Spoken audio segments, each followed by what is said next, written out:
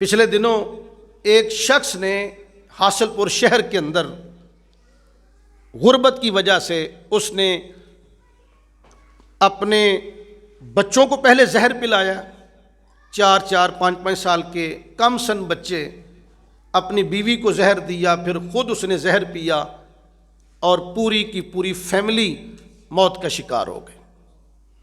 اس آدمی نے خودکشی کیوں کی؟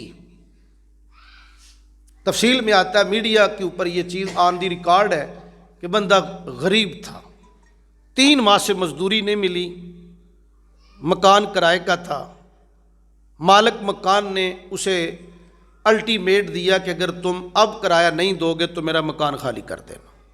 گھر میں غربت کا ڈیرا، بے روزگاری، مہنگائی آسمان کو چھو رہی تھی، بچوں نے دودھ مانگنا شروع کر دیا۔ جب اس آدمی کو کہیں سے کوئی امید کی کرن نظر نہ آئی، مالک مکان کا جو رویہ تھا وہ بھی ظالمانہ تھا۔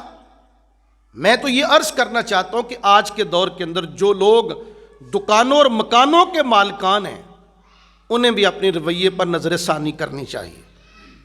مجبور غریب لاچار کرایہ داروں کو مہلت دینی چاہیے، ان کو ڈیل دینی چاہیے، ان کو خوشحالی تک ان کو جو ہے موقع دیا جائے، انہیں مجبور نہ کیا جائے۔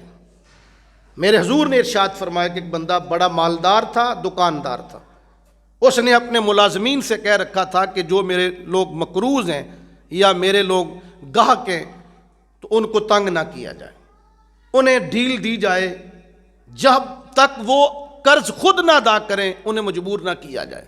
ملازموں نے کہا، حضرت جناب آپ کو اپنی دولت کی پرواہ نہیں؟ فرمایا دولت کی پرواہ ہے، تو پھر آپ لوگوں کو اتنے ڈیل کیوں دینا چاہتے ہیں؟ میرے حضور ارشاد فرماتے کہ اس بندے نے کہا کہ میں اس لیے لوگوں کو ڈیل دینا چاہتا ہوں کہ جب میں قبر میں جاؤں تو اللہ میرا بھی بیڑا پار کر دے۔ حضور بیان کرتے ہیں یہ واقعہ سابقہ امتوں کے مالدار کا، دکاندار کا۔ وہ بندہ فوت ہو گیا، جب قبر میں فرشتے حساب لینے کے لیے آئے تو اللہ کی رحمت کو جوش آ گیا۔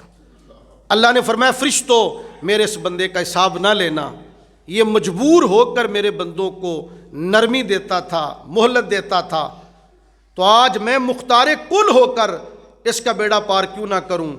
اس کے اسی عمل کی وجہ سے آج میں نے اپنے بندے کا بیڑا پار کر دیا۔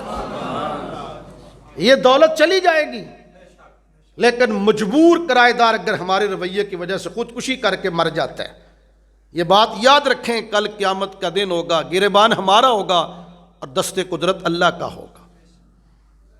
اس آدمی نے خودکشی کی، کوئی اس کو کرن نظر نہ آئی، امید کی، بچوں کو زہر دیا، اس نے خود زہر پیا، بیوی کو زہر دیا، اور وہ بندہ موت کے گھاٹ اتر گیا۔